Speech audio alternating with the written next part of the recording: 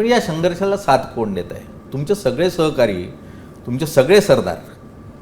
कोकणात तर तुमचा उरला सुरला सरदारही तुमच्याबरोबर राहतो की नाही अशी परिस्थिती आहे सध्या. मग अशा परिस्थितीत तुमचे सरदार तर सगळे उरला सुरला हा शब्द जो हा चुकीचा आहे.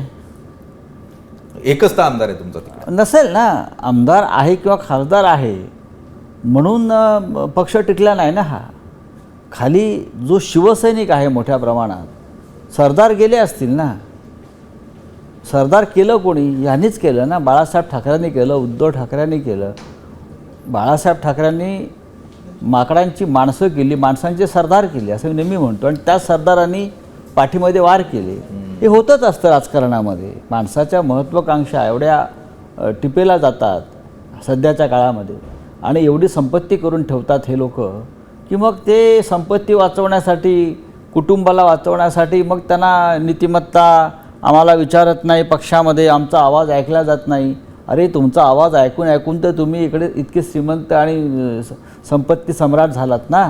ते कसं काय विसरता तुम्ही? तुम्हाला आमदार खासदार करण्याची जे काय आज आम्ही केलेलं आहे म्हणून तर तुम्ही झालात. तुम्हाला कोणी केलं असतं? संजय राऊत कोण आहे?